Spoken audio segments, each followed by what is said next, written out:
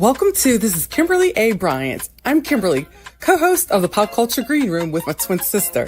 But this is my solo space to dive deeper.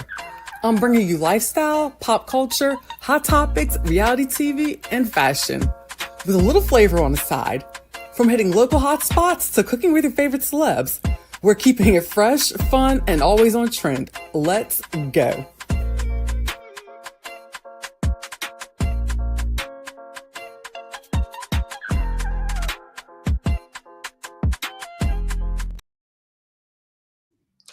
What is up, all y'all good people? This is Kimberly A. Bryant of the Pop Culture Green Room, of course, and I'm here today because we're going to do a little recap of Real Housewives of Miami, and plus we're going to talk a little bit of Diddy news, and like what else is going on, because that's what we do over here in this corner. Okay, so thank y'all, first of all, for being with me. Those who are new and those who have been with me for a long time now. I really appreciate the support because this is like my little solo sanctuary, I like to call it. Because, all right, let me back it up a little bit. Because the pop culture green room, Blair, that was actually her idea. We both wanted to do a podcast, but she came up with the idea with the name. And then from there, I just kind of like put it this way, don't give me a project to do because I'm going to take it, I'm going to run with it, and I'm going to kick ass and like work my ass off. And that's what I did. And then it's like we had creative differences, and then they're still the same. They're different. And then I don't know what to say. Hey, what's up, y'all? There we go. We've got pop culture expose. Long time to talk.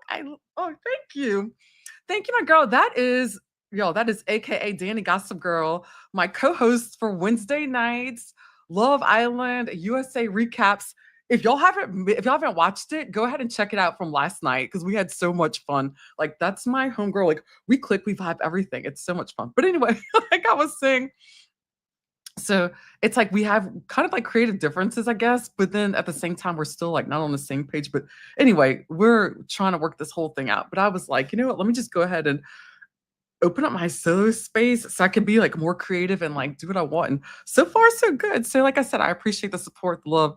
It's fun. So, no, things are great with Blair and I. We still have the pop culture green room, but we're just trying to like navigate it. But anyway, so of course, like I said in the beginning, a little just to start off with, we've got Diddy. So that's going on.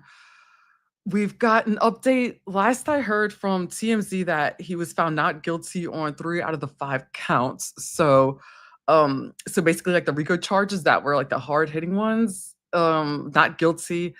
And so my guess is he's probably not going to serve that long. Maybe I'm with Heather McDonald on this one, like maybe 24 months and then he gets released. And I think they're also going to consider time served. And I won't be surprised also if there's a Donald Trump pardon, but I'm curious, like, what are y'all thoughts on that? Like, tell me. You can also like drop in the comments too. And don't forget to like, follow, subscribe, share. I appreciate it. So like, this is fun. Some like good stuff going on. But I didn't plan on coming on live right now. My dog is sick right now. I'm getting ready to move to Baton Rouge. And so right now it's like, she's old. Okay, God, she just looked at me. Okay, I hope she goes back to sleep. But she's got like allergies bad and like early stages of heart failure. She's 14 years old. So she's got like this cough. And I can mainly like record and hop online and go live when she's sleeping. So there's ain't no time like the present.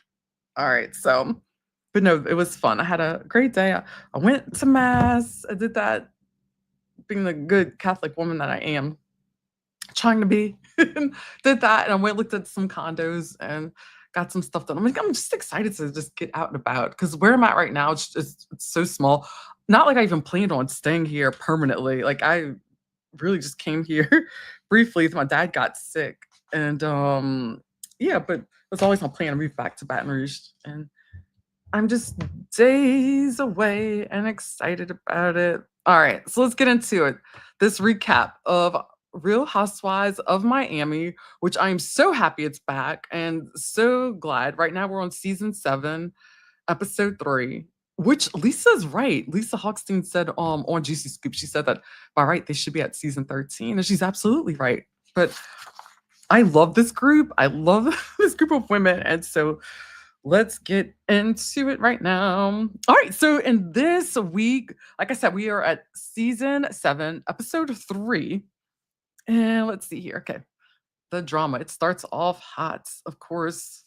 And we open up the episode. We've got Steve and Marisol are tying the knot again. And I totally get where she's coming from. She was a single woman.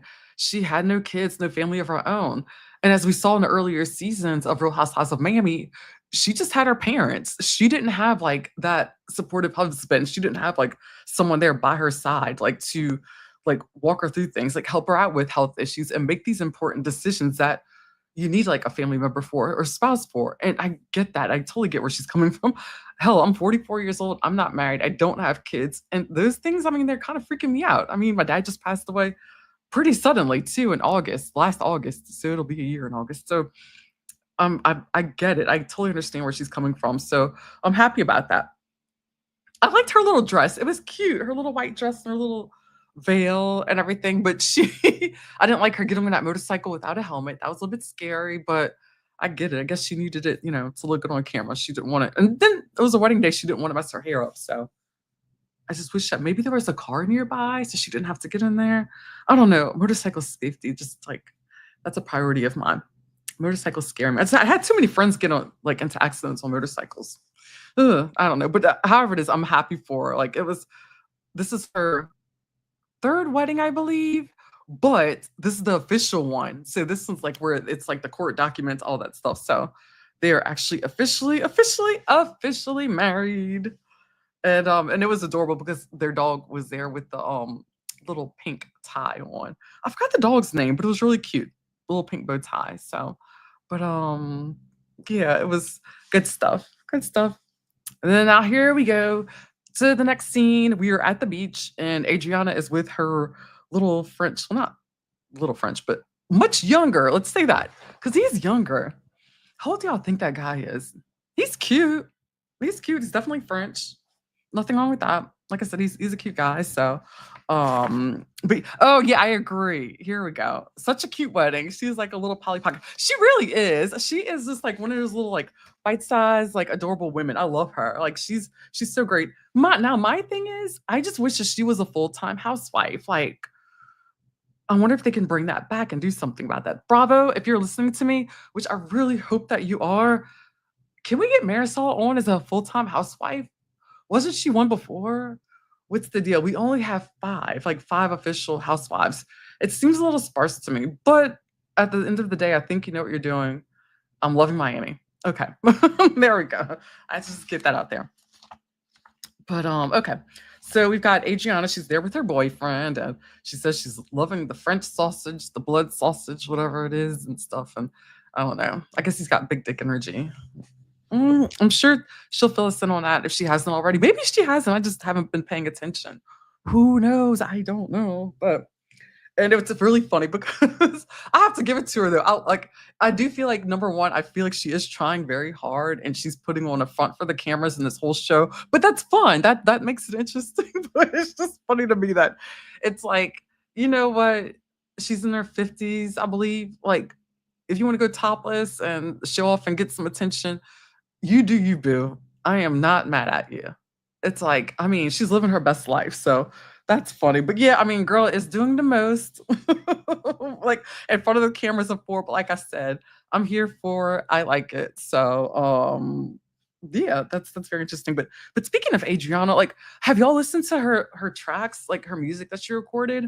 I know she did a song and Gloria Estefan's husband, I forgot his first name, he produced it. I remember it was actually really good. I actually liked it.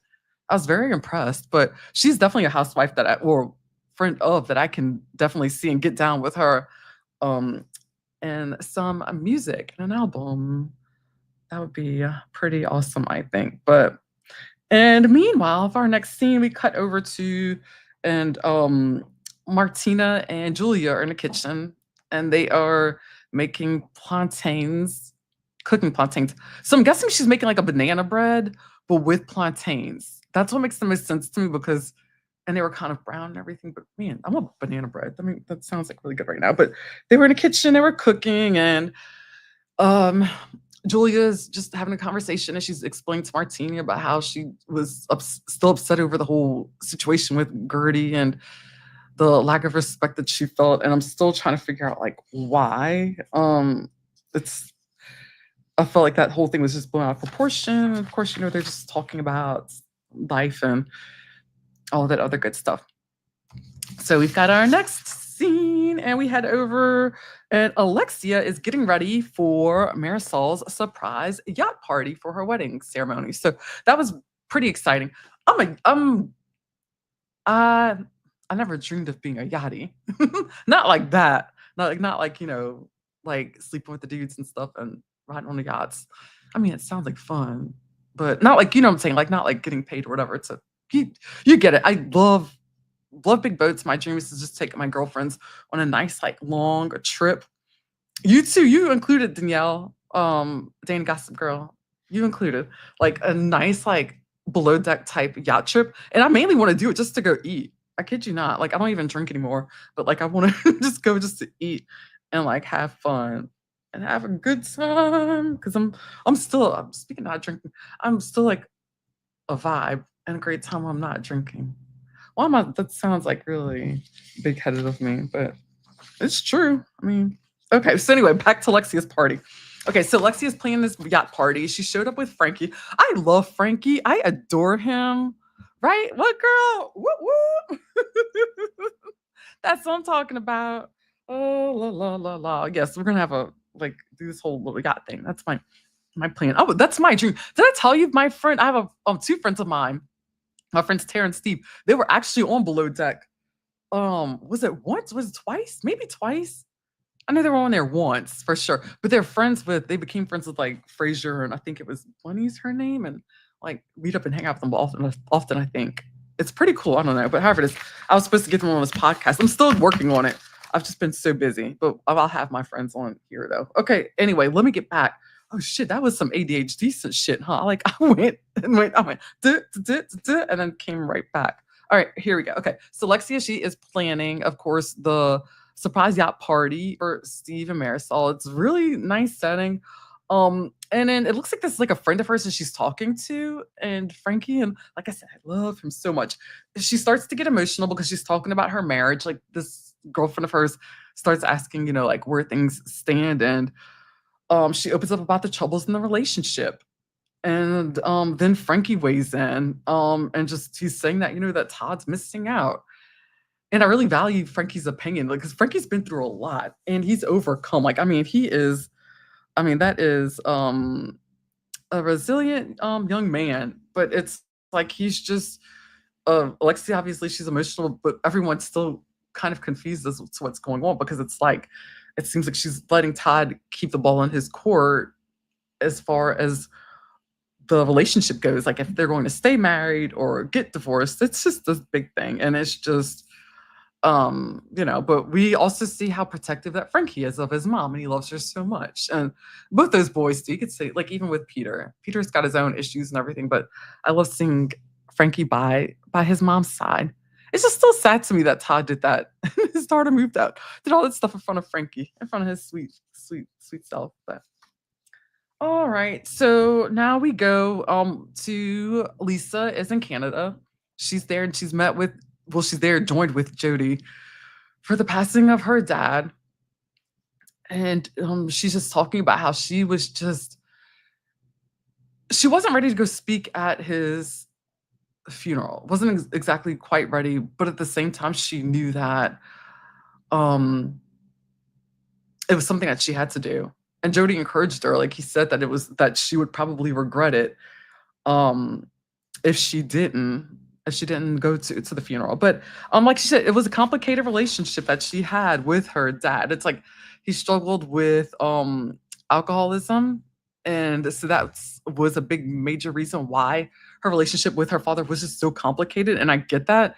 It's like when you bring in substances into relationships, like, and family dynamics, friendships, anything, like I said, relationships in general, like it could be romantic, not romantic, just it makes things complicated and more difficult. And so I can imagine. And she just feels bad because it wasn't until his later years until most recently that she really started to form a bond with her dad again. But she also had that reassurance from a family member of hers. I believe it was her aunt. She said that her aunt said that her dad said to her that that was like the best time, like the best moments he had was just spending time her, with her kids and with Lisa in his final moment. So she did feel like a bit relieved from that. So, but yeah, that was definitely an emotional and raw moment. It resonated with me because I just lost my father. Like I said, and it's just a lot of people. It's something that everybody goes through. But I was glad that she had that support and she was able to go up to Canada and be there with Jody. But it just made me reflect that I was just really glad that I was able to have like a good relationship and it's just like you never know. And it also made me think about Nicole last season because how her oh I know it was just so sad when her father, who we saw so often on the show, and it's like, and she lost him so suddenly and tragically, and it's like life's short, you know. So, all right, and then let's lighten the mood, let's lighten the mood up a bit. We've got so Guerdy and Kiki catch up, and this is fun because they go over to like this place where it's like they stretch you out. I've never been to. I don't think I've ever. No, I've never been into a place like that before. I've been to like um physical therapy where I had to go get not stretched out, but physical therapy. But it seemed interesting. I don't think it's anything I would go do, but they went to go get professionally stretched. And Guerdy and Kiki, they sit down and they talk about just everything that Guerdy's going through with her cancer journey. And Kiki's like, she just wants to help get her friend back to normal, just feeling herself because you never thought about like I never thought about it until Guerdy had mentioned it. There's one thing to experience cancer and go through it, but I never thought about what happens next. I never thought about like what's after the cancer, like what's after you go through the surgery and after the chemo and there's just so much. It's like your body changes and that's what Guerdy's going through right now and struggling with. So I really love the fact that Kiki's getting together with her and then she's helping her. And it's just I mean, whew, she is a survivor. Oh, I love her so much. And like I said, I'm really glad that Kiki's just trying to be supportive and she's also trying to figure out what's going on with all the drama. And Guerdy's saying how she was blindsided to hear how Julia was reacting and the things that she was saying behind her back. Because really, when you look at it, to me, it's a bit petty. Like Guerdy was in the middle of work herself. She had things to do. And it was just getting in and out of it was a whole, like, I don't even really say it was a miscommunication. It was probably like a technical issue with Guerdy needing to get into the chat or into the Zoom meeting and then not being able to make it. But I felt like it was just I mean, it was too much. And I mean, Guerdy, I mean, this is cancer that she was trying to like, deal with. And then on top of it, it's just the whole boat thing with the trip or the cruise, whatever it was that Julie's upset about, saying that that Guerdy didn't see how Martina was and she wasn't like, Julia, are you okay? And I get those parts and those things, but as far as I know, it seems like Guerdy did pretty much do what she was supposed to do. And she literally just left from one trip and went to go join Julia on another. So that was a lot. And I think it's just unnecessary drama. So that is what Kiki was trying to understand and get to. But then also Kiki was struggling because she was trying to get some points across and trying to get a word in with Guerdy. And the problem was that Guerdy kept interrupting her. So it was hard for her to communicate. So you could see that little bit of a struggle. And that happens. I have a habit of cutting people off when I get excited and trying to get things out. But it was just one of those things. So alrighty, let's cut on over to our next scene. We've got the yacht party. And we are here. So speaking of the yacht party, I'm gonna talk about this real quick.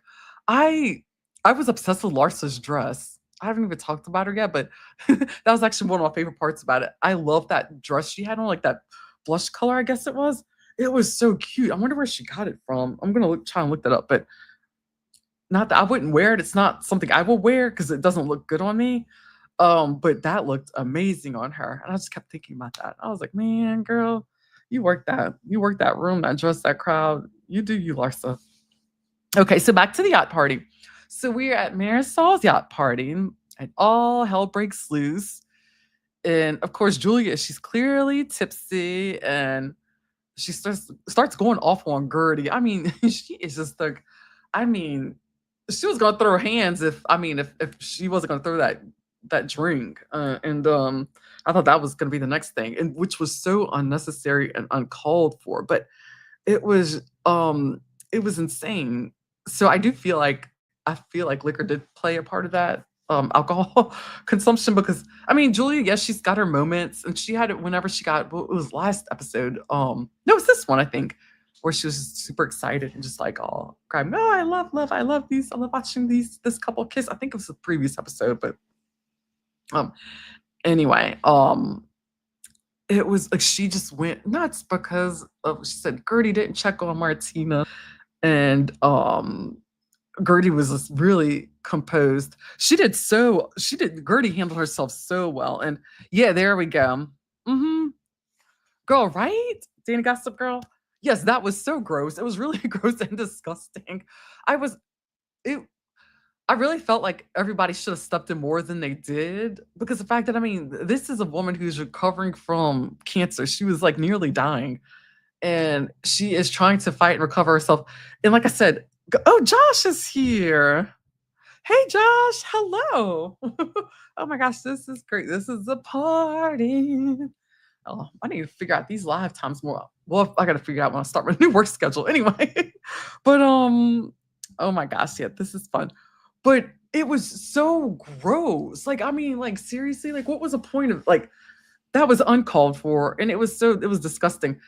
And Guerdy, she like I said, she sat there and she just let her like I won't say let her do that because Guerdy was just trying to get her point across and just and whew, I would have been throwing hands. That's all I'm saying. She was good. She didn't throw her hands. But it was, I thought that it was really weird though, that to me, Kiki was getting her out of there, like trying to get out, like she was the one that caused the problem and started everything. And when clearly it wasn't. That was Julia. Julia started that fight and or whatever it was. And Larsa was when I actually opened up her mouth and said something. She said, "You're not supposed to do that." At least she said something and did something about it. Like I said, I was surprised that more women didn't like kind of like jump in. Maybe they just didn't want a fist fight. I don't know. But does that mean I'm asking for a fist fight? A fight? No, I don't really like those fights though. The most memorable fight I think about, it's not even that Teresa that flipping the table. I always think about the fight with Candace and Monique from Real Housewives of Potomac.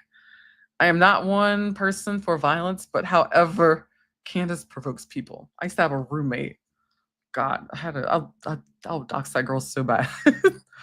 Hey, she can't sue me because everything I would say is true, but she was god awful. She reminded me so much of her. And like I would oh my gosh, like Candace would trigger me. She would trigger me mainly because of my old roommate. They were both small little like women that just would love to poke and poke and poke at people. But this chick here, she poked at me as a victim of SA and DV. Like as I was dealing with that. So she reminded me so much of Candace. But needless to say, okay, that's enough of my little rant there. But okay, so yeah, so the glasses get thrown, the drinks are flying, it's a mess, and that was nasty. It was nasty, and then Steve's like, "Are we gonna get kicked off of this yacht?"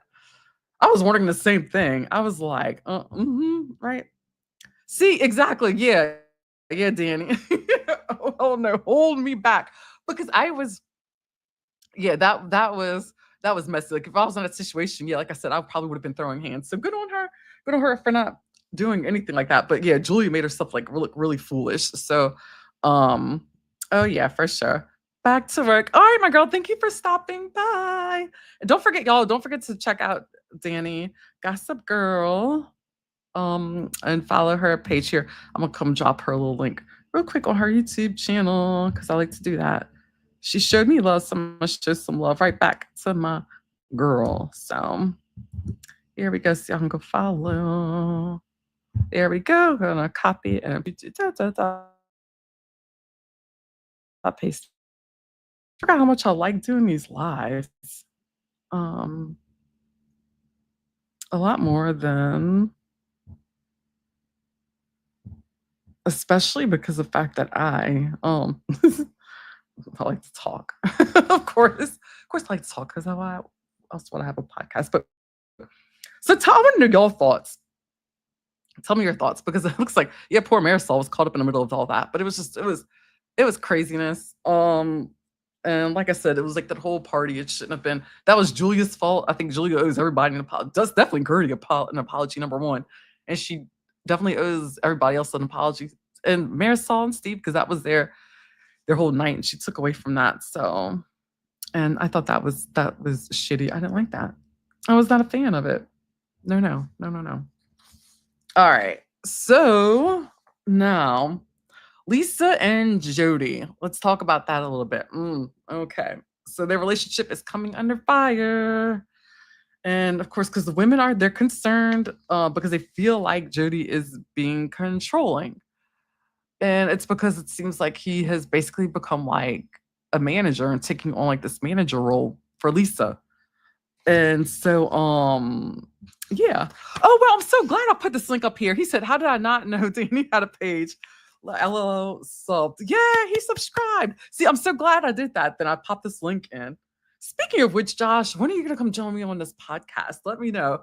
I've got because we're gonna have so much geeking that we're gonna do and so much fun.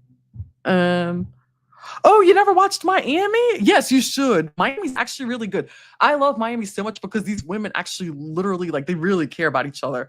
Like when things go bad or shit goes down, it's like they'll drop all their differences and they come together. Like they literally come together for each other. And that's the one thing that I'll do like a lot about them.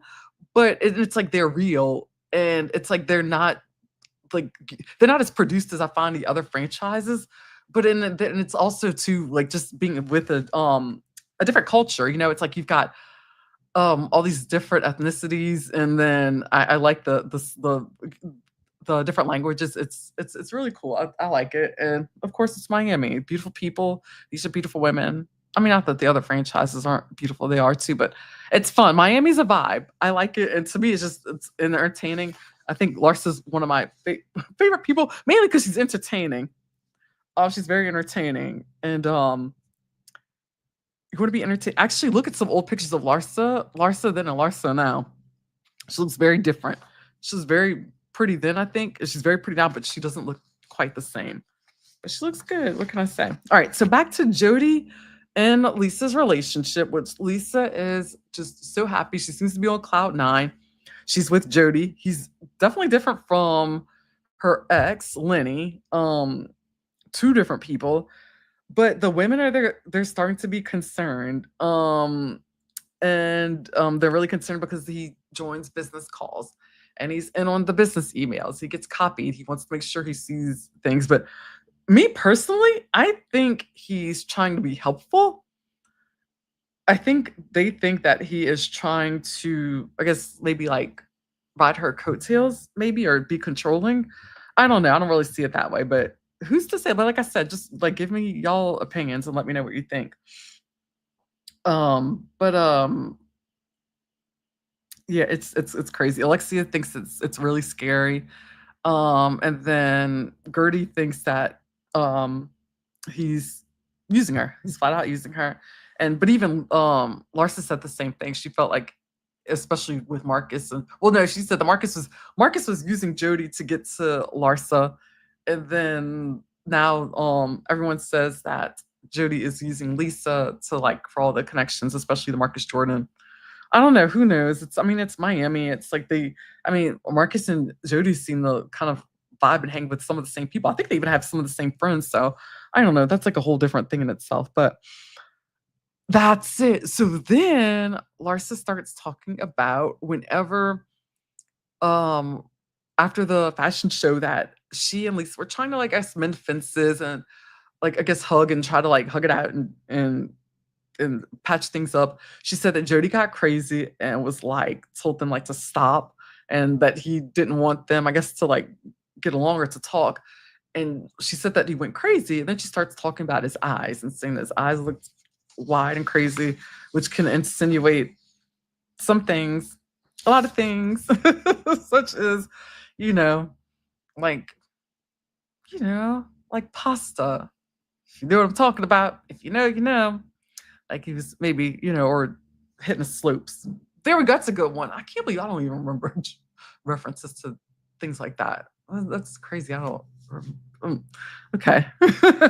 Yeah. Shut up, Kimberly, before you just start talking too much. Okay, which I'm pretty good about doing out here. But anyway, so we have the girls just everything's crazy. It's just a crazy night, and then it just starts to wrap up, and the party winds down, and um it was adorable because Marisol's brother was there and her nephew at the ceremony, and then she sees, of course, Steve's kids, and she's like, "Are you gonna call me mama now?" And then they're like, "Stepmama" or something of that sort. But it was cute and it was good. So there's that. But yeah, so that was our little recap of the Real Housewives of Miami. That was episode 3. And thank you for joining me. So I'll try and see if I can get a guest next time. Actually, I think I may. I might have a friend, Brent wanted to come on. Yeah, it was one of my friends. Him and probably one of my other friends, Garrett. They're fraternity brothers. And they said they would want to come on a podcast with me. And I was like, well, y'all get ready to talk about Real Housewives of Miami. Because I want to hear what some guys think about it. It'll be interesting. So I know Brent started watching. So I want to get his take. That'll be that'll be fun. I think that'll be funny. But yes, don't forget to like, follow, and subscribe. I've got some more things coming. I've got another cooking episode dropping soon. I have my adventures. Y'all gonna see me doing some yoga. I did a episode at my friend's yoga studio and covered one of my girlfriends doing this yoga teacher training. So it's really cool because it's like it kind of got to dip into like how different things in self-care and yoga, meditation, all that good stuff. Like I said, this is my channel, my space. That's my little lifestyle edition thing I'm gonna pop in here. But like I said, share. Oh my god. Oh my god, y'all, I'm tired and I'm running on fumes. So I'm gonna eat and I'm gonna wrap this shit up. And y'all have a good one. I'm gonna get this uploaded on Spotify, Apple, and Amazon soon. So y'all have a good one. Goodbye.